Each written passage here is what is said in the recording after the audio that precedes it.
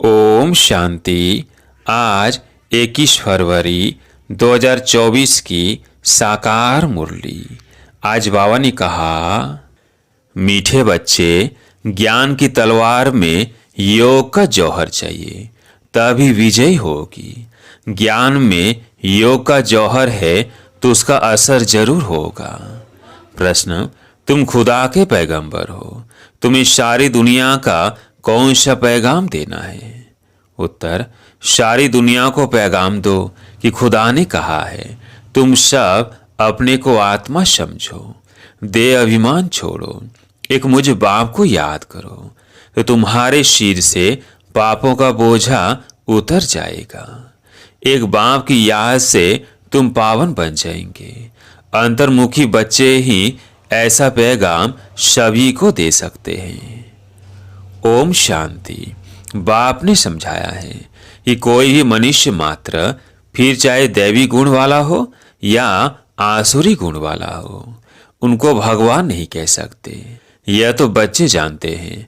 दैवी गुण वाले होते हैं सतयुग में, आसुरी गुण वाले होते हैं कलयुग में। इसलिए बाबा ने लिखत भी बनाई है कि दैवी गुण वाले हो या आसुरी गुण वाले, सतयुगी हो या कलयुगी, यह बातें बड़ी मुश्किल से मनुष्यों को समझ में आती हैं। तुम सीढ़ी पर बहुत अच्छी रीति समझा सकते हो, तुम्हारे ज्ञान के बाण बहुत अच्छे हैं, परंतु उसमें जौहर चाहिए।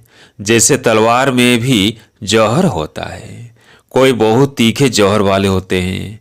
जैसे गुरु गोविंद सिंह की तलवार बिलाए चली गई, उस तलवार को लेकर परिक्रमा देते हैं, बहुत शाप रखते हैं। कोई 2 पैसे की तलवार भी होती है जिसमें जौहर होता है, वह बहुत तीखी होती है, उनका दाम बहुत होता है।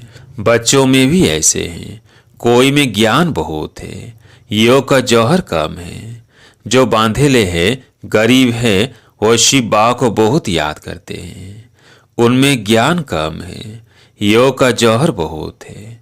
वह तमो प्रधान से शतो प्रधान बन रहे हैं। जैसे एक अर्जुन भील का भी मिसाल दिखाते हैं। अर्जुन से भी भील दिखाओ गया वाण मारने में।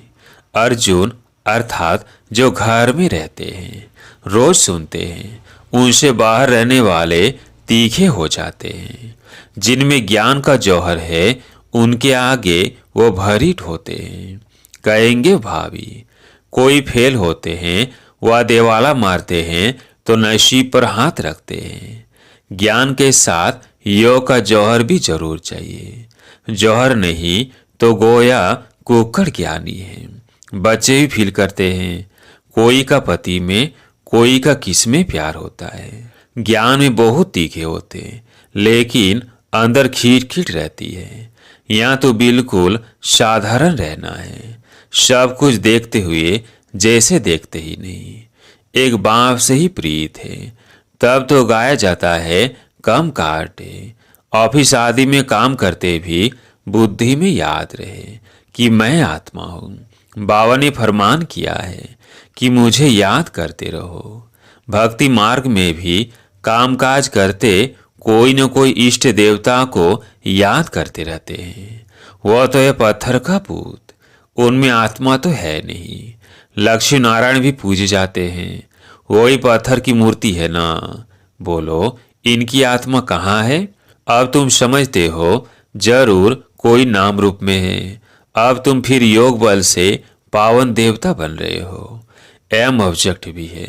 दूसरी बात बाप समझाते हैं, ज्ञान सागर और ज्ञान गंगाएं इस पुरुषोत्तम संगम युग पर ही होते हैं, बस एक ही समय पर होते हैं।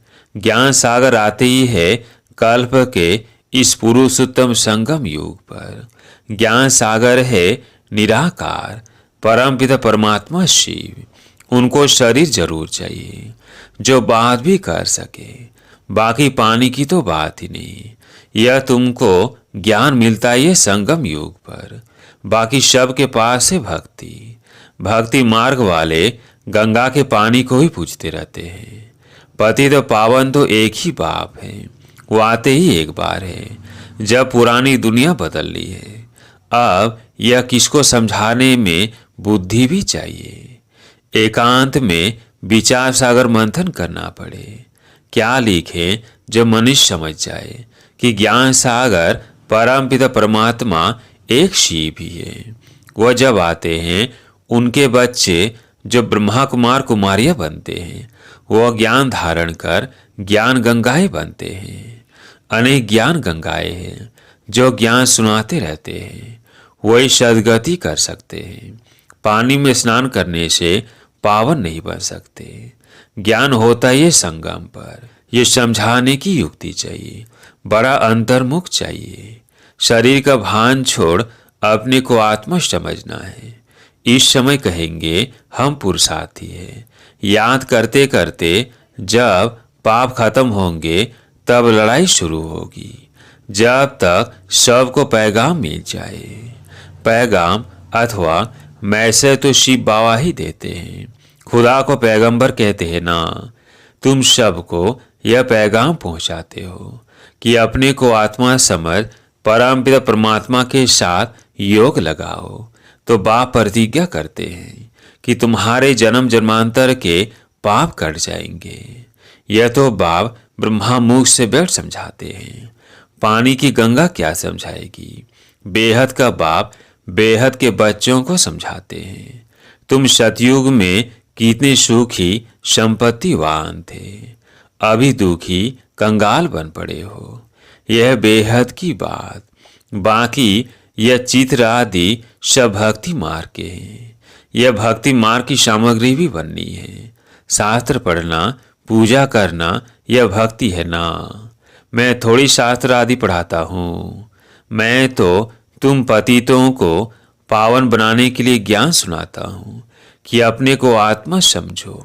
अभी आत्मा और शरीर दोनों ही पतित है। अब बाप को याद करो तो तुम यह देवता बन जाएंगे। देख शर पुराने संबंधियों से ममत्व मिट जाए। गाते भी हैं आप आएंगे तो हम और कोई की नहीं सुनेंगे। एक आप से ही सब संबंध जोड़ेंगे और सब देधारियों को भूल जाएंगे। अब बाप तुमको अपना वायदा याद कराते हैं। बाप कहते हैं मेरे साथ योग लगाने से ही तुम्हारे विकर्म विनाश होंगे। तुम नई दुनिया के मालिक बन जाएंगे। यह है एम ऑब्जेक्ट। राजाओं के साथ प्रजा भी जरूर बननी है। राजाओं को दास दासियां भी चाहिए। बाप सब बातें समझाते रहते हैं। अच्छी तरह योग में नहीं रहेंगे, दैवी गुण धारण नहीं करेंगे तो ऊंच पद कैसे पाएंगे। घर में कोई न कोई बात पर झगड़ा कलह होती है ना। बाप लिख देते हैं तुम्हारे घर में कलह है, इसलिए ज्ञान ठहरता नहीं। बाप पूछते हैं स्त्री पुरुष दोनों ठीक चलते हैं। चलन बड़ी अच्छी चाहिए, क्रोध का अंश भी ना रहे। अब तो दुनिया में कितना हंगामा और अशांति है। तुम्हारे बहुत ज्ञान योग में तीख हो जाएंगे तो और भी बहुत याद करने लग पड़ेंगे। तुम्हारी प्रैक्टिस भी अच्छी हो जाएगी और बुद्धि भी विशाल हो जाएगी। बाबा को छोटे चित्र इतने पसंद नहीं आते हैं। सब बड़े बड़े चित्र हो, बार मुख्य स्थानों पर रखो। जैसे नाटक के बड़े बड़े चित्र रखते हैं ना, अच्छे अच्छे चित्र बनाओ जो बिल्कुल खराब ना हो। सीढ़ी भी बहुत बड़ी बड़ी बनाकर ऐसी जगह रखो जो सबकी नजर पड़े। शीट पर ही रंग आदि ऐसा मजबूत हो जो पानी व धूप में खराब ना हो। मुख्य स्थानों पर रख दो। या कहाँ एग्जीबिशन होती है तो मुख्य बड़े 2-3 चित्र ही काफी है। यह गोलाई वास्तव में दीवार जितना बनना चाहिए। भल 8 से 10 आदमी उठाकर रखे। कोई भी दूर से देखे तो एकदम क्लियर मालूम पड़ जाए। सतयुग में तो और सब इतने धर्म होते नहीं, वह तो आते ही बाद में है। पहले तो स्वर्ग में बहुत थोड़े मनुष्य होते हैं। अब स्वर्ग है या नर्क तुम इस पर बहुत अच्छी तरह समझा सकते हो। जो आए उनको समझाते रहो। बड़े बड़े चित्र हो, कैसे पांडवों के बड़े बड़े बूथ बनाते हैं। तुम भी पांडव हो ना। शिव बाबा तो संगम पर पढ़ाते हैं। वो श्री कृष्ण है, सतयुग का फर्स्ट प्रिंस। तुम समझाते समझाते अपनी राजाई स्थापन कर लेते हो। कोई पढ़ते पढ़ते छोड़ देते हैं। स्कूल में भी कोई नहीं पढ़ सकते हैं तो पढ़ाई छोड़ देते हैं। यहाँ भी बहुत हैं जिन्होंने पढ़ाई को छोड़ दिया है। फिर वो स्वर्ग में नहीं आएंगे क्या? मैं विश्व का मालिक, मेरे से कोई 2 अक्षर भी सुने तो भी स्वर्ग में जरूर आएंगे।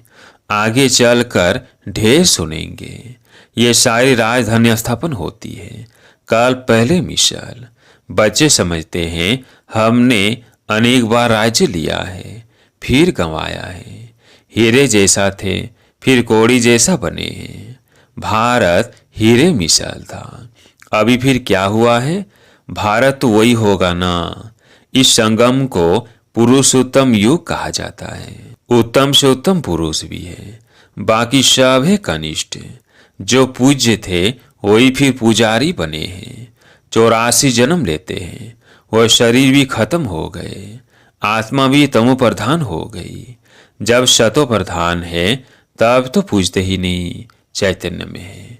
अब तुम शिव बाबा को चैतन्य में याद करते हो, फिर पुजारी बनेंगे तो पत्थर को पूजेंगे। अब बाबा चैतन्य है ना, फिर उनकी पत्थर की मूर्ति बनाकर पूजते रहते हैं। रावण राज्य में भक्ति शुरू होती है। आत्माएं वही है, भिन्न भिन्न शरीर धारण करती आई है। नीचे गिरने से ही भक्ति शुरू होती है। बाबा फिर आकर ज्ञान देते हैं तो दिन शुरू हो जाता है। ब्राह्मण सो देवता बन जाते हैं। अब तो देवता नहीं कहेंगे। ब्रह्मा तो सतयुग में होता नहीं, यहाँ ब्रह्मा तपस्या कर रहे हैं। मनुष्य है ना। शिव बाबा को शिव भी कहा जाता है। इनमें है तो भी शिव बाबा कहेंगे, दूसरा कोई नाम नहीं रखा जाता। इनमें शिव बाबा आते हैं, वह ज्ञान का सागर है। इस ब्रह्मा तन द्वारा ज्ञान देते हैं तो चित्र आदि भी बड़ी समझ से बनाने हैं। इसमें लिखत ही काम में आती है। पति तो पावन पानी का सागर या पानी की नदियां हैं। वह ज्ञान सागर और उनसे निकली हुई ज्ञान गंगाएं ब्रह्मा कुमार कुमारियां हैं। इनको ही बाप ज्ञान देते हैं। ब्रह्मा द्वारा जो ब्राह्मण बनते हैं वही फिर देवता बनते हैं। विराट रूप का चित्र भी बहुत बड़ा दिखाना है। यह मुख्य चित्र। बाबा समझाते हैं, मीठे बच्चे, तुम्हें अपनी शील बुद्धि बनानी है।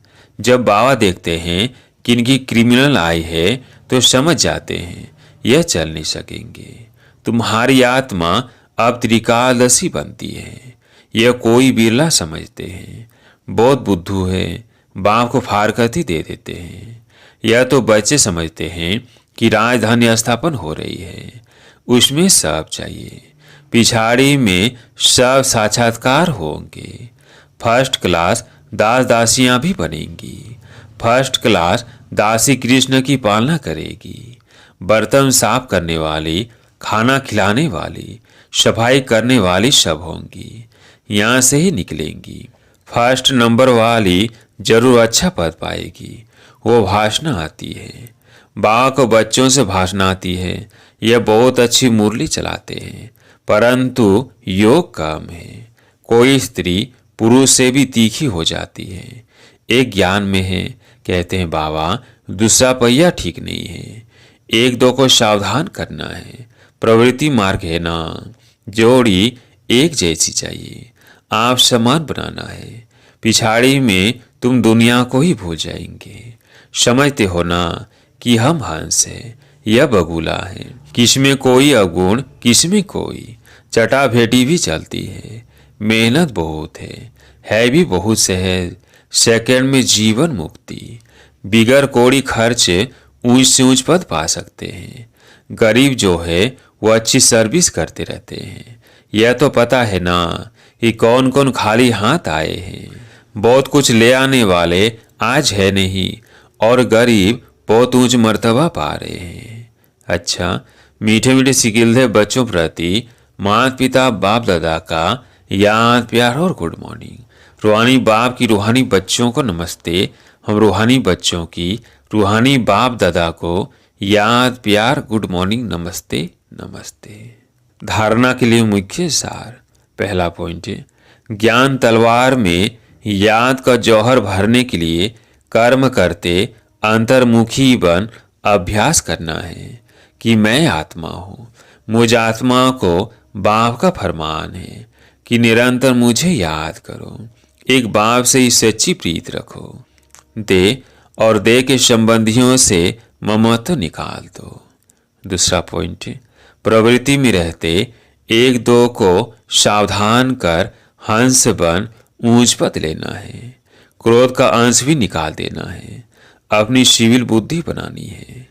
आज प्यारे मीठे बाबा का वरदान, साक्षी हो कर्मेंद्रियों से कर्म कराने वाले, कर्तापन के भान से मुक्त अशरीरी भव। साक्षी हो कर्मेंद्रियों से कर्म कराने वाले, कर्तापन के भान से मुक्त अशरीरी भव। जब चाहो शरीर में आओ और जब चाहो अशरीरी बन जाओ। कोई कर्म करना है तो कर्मेंद्रियों का आधार लो, लेकिन आधार लेने वाले मैं आत्मा हूँ यह नहीं भूले। करने वाली नहीं हूँ, कराने वाली हूँ।